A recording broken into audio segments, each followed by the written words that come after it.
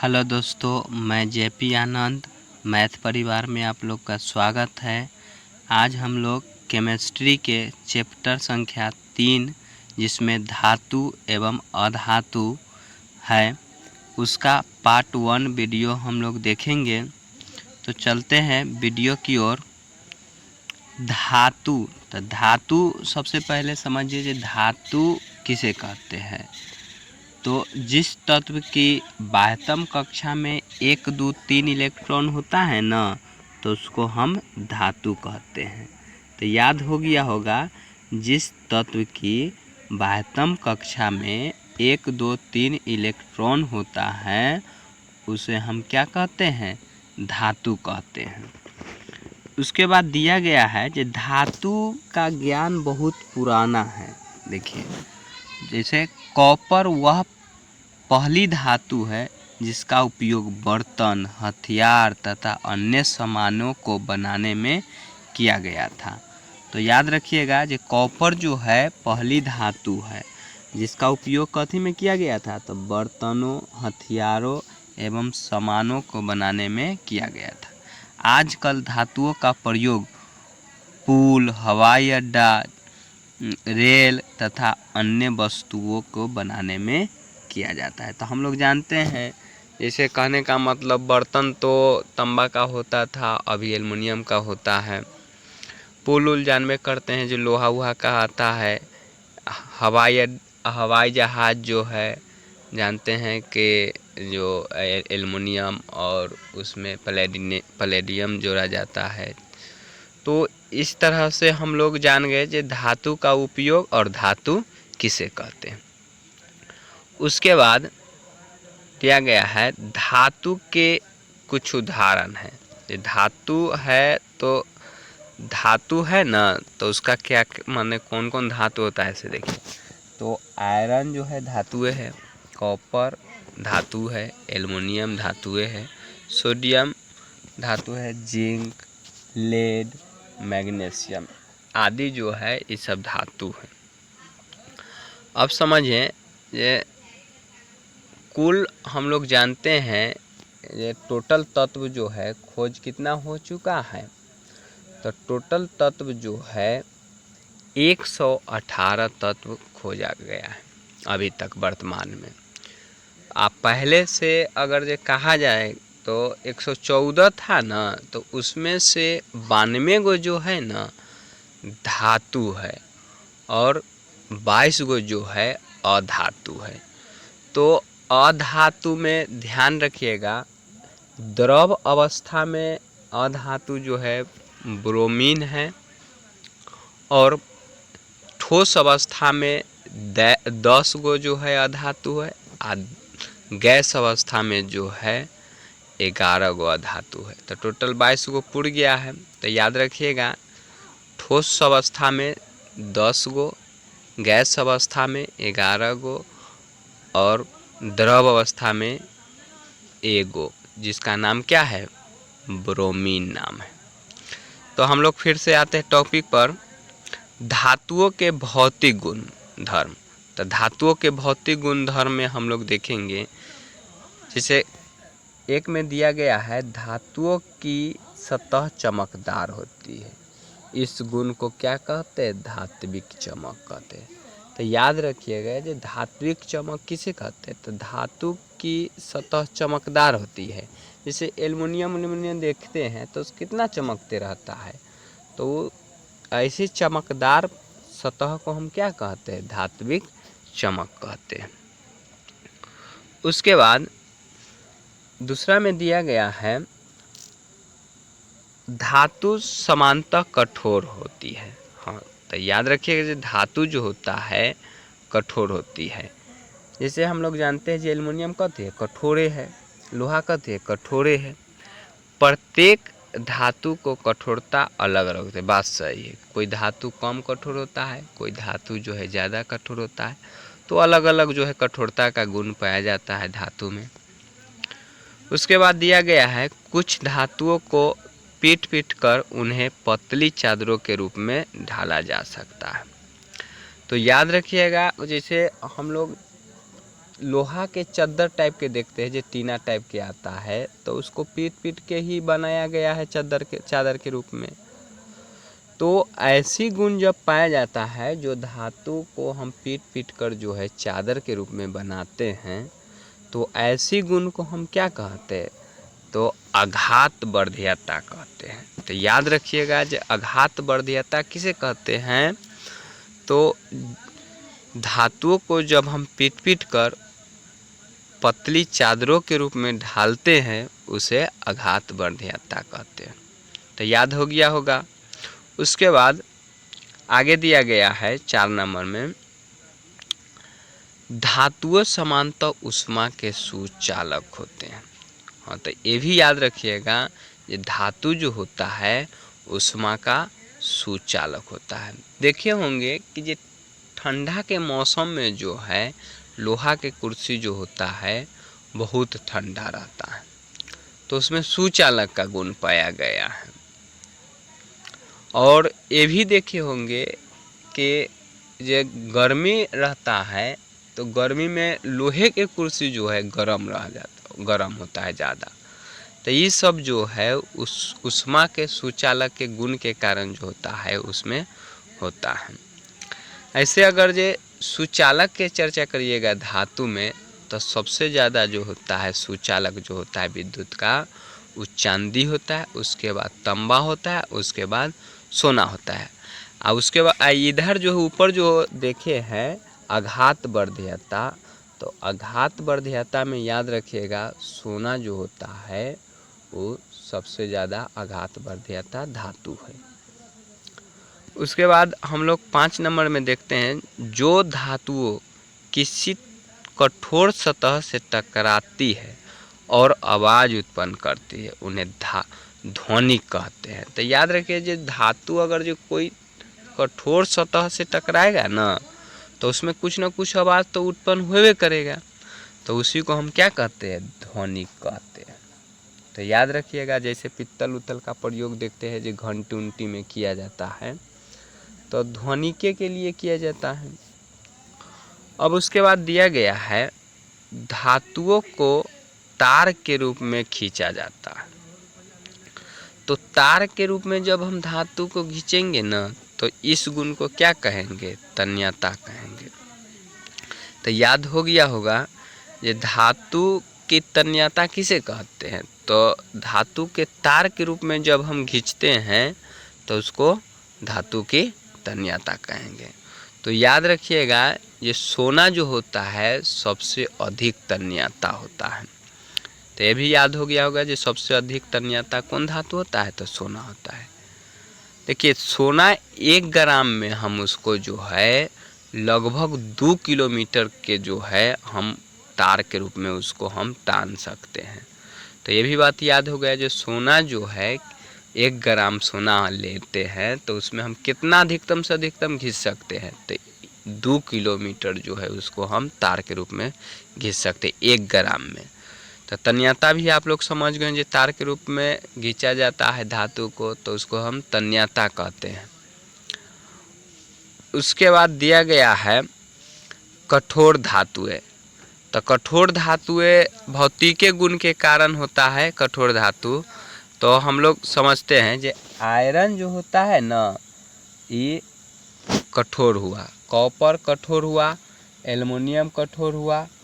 नरम धातु के अंतर्गत कौन कौन आता है, तो सोडियम जो है नरम धातु के अंतर्गत आता है, जिसको हम चाकू की सहायता से काट सकते हैं। पोटेशियम को भी जो है चाकू की सहायता से हम इसको काट सकते हैं। तो याद रखिए, जो चाकू से काटी जाने वाला धातु कौन कौन हो गया, तो सोडियम हो गया, पोटेशियम हो गया।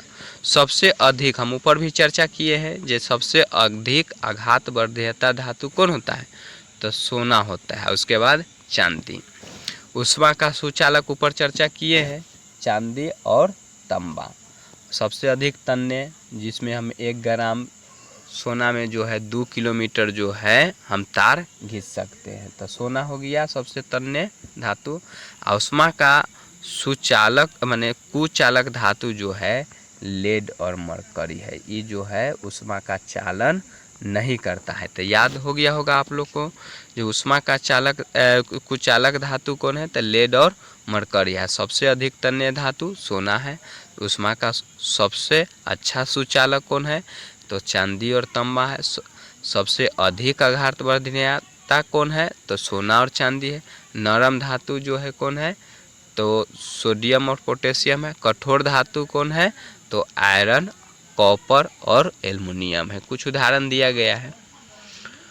उसके बाद आगे आते हैं, आगे दिया गया है धातुओं के रासायनिक गुणधर्म। अब रासायनिक गुणधर्म के बारे में जानेंगे। उस सब जो हम लोग देखे हैं वो भौतिक गुण था। अब रासायनिक गुणधर्म देखते हैं। तो धातुओं का दहन, धातुओं ऑक्सीजन से क्रिया करके धातु ऑक्साइड बनाता है। तो याद हो गया होगा, चाहे हम लोग अम्ल में भी देखे हैं, जो धातु जब ऑक्सीजन से अभिक्रिया करता था तो धातु का ऑक्साइड बनाता था। तो इसमें याद रखिएगा, उदाहरण से हम लोग समझते हैं, जो कॉपर को न ऑक्सीजन से अभिक्रिया कराया गया है तो यहाँ क्या बना है, तो कॉपर के ऑक्साइड बना है। तो कॉपर के ऑक्साइड बना है तो ये क्या हुआ, तो धातु ऑक्साइड हुआ। उसके बाद दिया गया है 4Al, मतलब 4 गो एल्युमिनियम प्लस 3 गो जो है ऑक्सीजन को जब अभिक्रिया कराया जाता है तो एल्युमिनियम के ऑक्साइड यहाँ बनता है। तो याद रखिएगा, एल्युमिनियम और ऑक्सीजन को जब अभिक्रिया कराया जाता है तो क्या बनता है, तो एल्युमिनियम ऑक्साइड बनता है। उसके बाद दिया गया है उभयधर्मी ऑक्साइड क्या होता है। तो उभयधर्मी ऑक्साइड ऐसा धातु ऑक्साइड जो अम्ल तथा क्षारक दोनों से अभिक्रिया करके लवण तथा जल प्रदान करते हैं, तो उसे हम क्या कहते हैं, तो उभयधर्मी ऑक्साइड कहते हैं। तो याद हो गया होगा आप लोग के, जब धातु के ऑक्साइड अम्ल या क्षार से अभिक्रिया करके ना लवण और जल बनाता है तो उसको हम क्या कहेंगे, उभयधर्मी ऑक्साइड कहेंगे। अब इसका उदाहरण देखिए क्या दिया गया है। उदाहरण है Al2O3, मतलब एल्युमिनियम के ऑक्साइड प्लस 6 गो HCl अम्ल दिया गया है ये। तो जब इसको अभिक्रिया कराया जाता है ना तो AlCl3, मतलब इसमें एल्युमिनियम क्लोरेट बना है,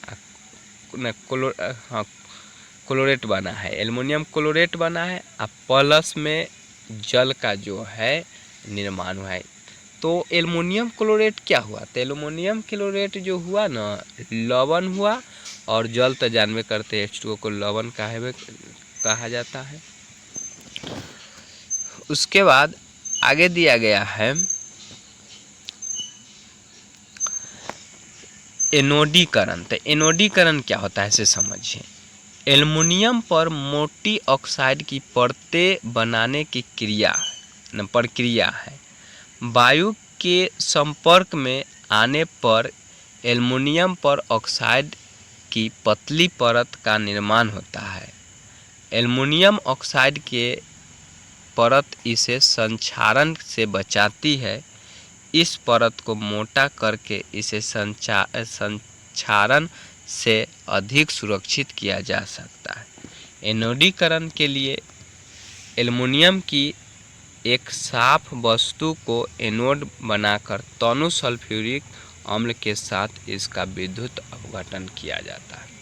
देखिए एनोडीकरण क्या होता है, एल्युमिनियम के अगर हम मोटी परत अगर जैसे चढ़ा देते हैं तो उस क्रिया को हम क्या कहते हैं, एनोडीकरण कहते हैं। अब एनोडीकरण में क्या होता है इसे समझना है।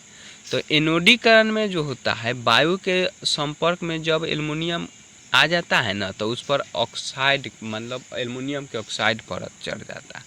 तो इसको ही जो है सुरक्षित रखने के लिए जो है, माने एल्युमिनियम के ही सुरक्षित रखने के लिए एनोडीकरण किया जाता है। एनोडीकरण में जो है सल्फ्यूरिक अम्ल के साथ जो है विद्युत अपघटन किया जाता है। तो याद हो गया होगा ये बात के।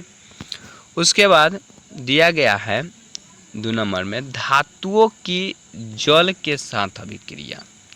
तो धातुओं को जल के साथ अभिक्रिया कराते हैं ना, तो क्या होता है, हाइड्रोजन गैस तथा धातु ऑक्साइड उत्पन्न करती है।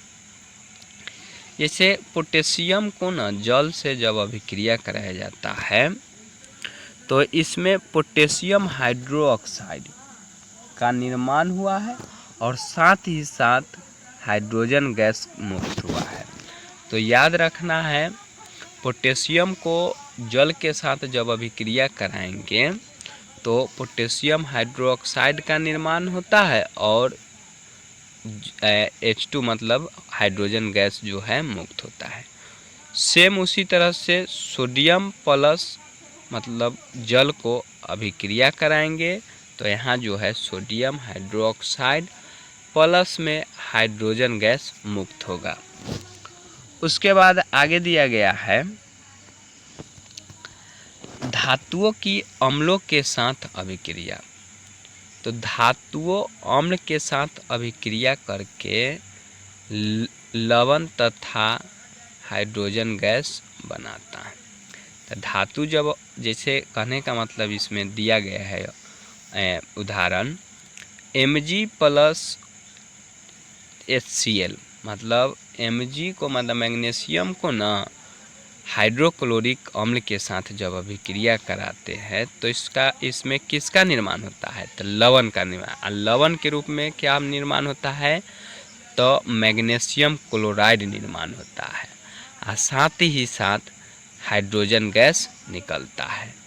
इस तरह से हम लोग धातु के अम्लों के साथ कैसे अभिक्रिया होता है सो देख लिए। उसके बाद धातुओं की लवणों के साथ अभिक्रिया हम लोग देखेंगे। तो धातुओं के लवणों के साथ अभिक्रिया में देखिए, जो धातुओं की लवणों के साथ अभिक्रिया कराने पर जो होता है, अधिक धातु अपने कम क्रियाशील धातु को जो है उसके यौगिक के विलयन या गलित अवस्था में विस्थापित कर देता है। समझिए इसमें क्या बात है कि अधिक क्रियाशील धातु ना हम लोग विस्थापन अभिक्रिया में पढ़ चुके हैं। ऐसे पहले जो विस्थापन अभिक्रिया में देखे थे कि ये अधिक क्रियाशील धातु जो है वो कम क्रियाशील धातु को जो है मतलब हटा देता है, वो अपने जो है उसके स्थान पर विस्थापित हो जाता है। तो सेम उसी तरह जो है इसमें भी वही बात है धातुओं के लवणों के साथ अभिक्रिया में। तो हम लोग उदाहरण से समझते हैं।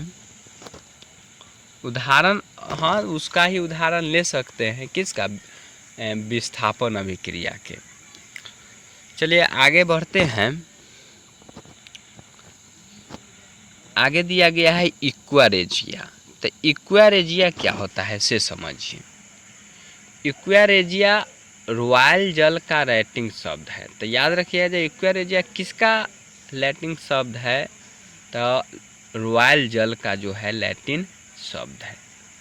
यह जो होता है ध्यान रखिएगा इसमें 3:1 के रूप में जो है, अब ध्यान रखिए 3 के अनुपात में क्या होता है, तो शांत हाइड्रोक्लोरिक अम्ल माने HCl रहता है, और 1 के अनुपात में क्या होता है, तो नाइट्रिक अम्ल होता है HNO3 का ताज़ा मिश्रण होता है। यह गोल्ड को भी गला देता है। तो ध्यान रखिएगा इक्वारेजिया में क्या होता है, HCl अम्ल होता है और नाइट्रिक अम्ल होता है, और HCl अम्ल जो होता है ना 3 के अनुपात में, और नाइट्रिक अम्ल जो होता है 1 के अनुपात में। मतलब कहने का मतलब जो 3 गो हाइड्रोक्लोरिक अम्ल होता है और 1 गो जो होता है नाइट्रिक अम्ल होता है 1 अणु। तो ताज़ा मिश्रण उसमें लिया जाता है। तो ये सोना पूछा जाएगा जो सोना किस में घुल जाता है, तो याद रखिएगा इक्वारेजिया में घुल जाता है, जिसका हम हिंदी में क्या कहते हैं इक्वारेजिया को, तो याद रखिएगा इक्वारेजिया को जो है हिंदी में अम्लराज कहते हैं। इसमें नहीं लिखा गया है, अम्लराज भी इक्वारेजिया के ही कहा जाता है। तो इसमें एक्वारेजिया भवकता द्रव होने के साथ प्रबल संक्षारक है। यह गोल्ड एवं प्लेटिनम जैसी धातुओं के गलाने में समर्थ है। तो याद रखिएगा प्लेटिनम और गोल्ड माने सोना और प्लेटिनम को जो है किसमें घुला देता है, तो ये एक्वारेजिया में। सोनार उनार जो जाते हैं कहता है कथी सोना जो आप दीजिए पुराना सोना, हम आपको नया सोना करके देंगे। तो उसमें वो क्या करता है, जो नया सोना हो जाता है तो वो जो है ना एक्वारेजिया के घोल रख ले रहता है और उसी में जो है वो सोना को जो है रख देता है और वो जो है वो मतलब थोड़ा सा उसमें के मात्रा जो ऊपर वाला परत जो होता है झड़ जाता है। तो हम लोग को क्या पता चलता है कि नहीं वो नए करके दे दिया है। तो ऐसा भरम में नहीं रहिएगा, वो जो है उसमें के परत झड़ जाता है। परत झड़ने के बाद जो है वो फिर से जो है अपना जो है गर्म करके और जो है वो अपना परत को जो है फिर सोना का माने निकाल लेता है। उसके बाद है दिया गया सक्रियता श्रेणी। तो धातुओं की क्रियाशील को अवरोही क्रम में व्यवस्थित करने पर जो सूची प्राप्त होता है उसे सक्रियता श्रेणी कहते हैं। तो याद हो गया होगा जो सक्रियता श्रेणी किसे कहते हैं, तो धातुओं को क्रियाशीलता के आधार पर हम आरोही क्रम में सजा देते हैं ना, और जो सूची तैयार करते हैं उसे क्या कहते हैं, धातुओं की सक्रियता श्रेणी कहते हैं। तो याद रखिएगा सबसे अधिक जो है क्रियाशील धातु कौन होता है, तो इसमें दे दिया गया है सोडियम। तो सोडियम पहले नहीं होता है, पोटेशियम सबसे ज़्यादा जो होता है क्रियाशील धातु है, उसके बाद है सोडियम। इसका कोडिंग क्या है, काशीनाथ के माली आलू जरा फीके पकाती है। तो काशी से हो गया याद रखना है काशी। तो याद रखिएगा जे काशी से हो गया, के से होता है काशी, तो पोटेशियम के से सूचित किया जाता है उसको, तो काशी हो गया। काशीनाथ हम लोग जानते हैं जो काशीनाथ, तो नाथ से हो गया Na होता है ना, तो सोडियम हो गया। माली से Mg हो गया मतलब मैग्नीशियम माली। आलू से हो गया एल्युमिनियम आलू। जरा से हो गया Zn। फी से हो गया क्या चीज़, फेरस। पकाती से हो गया क्या हो गया Pb। है से हाइड्रोजन। तो याद रखिएगा क्रियाशील के आधार पर क्या है कोडिंग, काशीनाथ के माली आलू जरा फीके पकाती है। सबसे कम अभिक्रियाशील धातु कौन है, तो याद रखिएगा सबसे कम जो है अभिक्रियाशील धातु जो है गोल्ड और प्लेटिनम है। तो सबसे नीचे प्लेटिनम होता है, प्लेटिनम जो है सबसे कम क्रियाशील धातु है, क्योंकि ये सब जो होता है ना मुक्त अवस्था में पाया जाता है या स्वतंत्र अवस्था में पाया जाता है। उसके बाद दिया गया है अधातु। तो हम लोग इस यहाँ पर वीडियो को रोकते हैं, कल हम लोग अधातु के बारे में जानेंगे। तो अगर वीडियो आप लोग को अच्छा लगा होगा तो सब्सक्राइब करें चैनल को और दोस्तों के साथ शेयर करें। थैंक यू, धन्यवाद।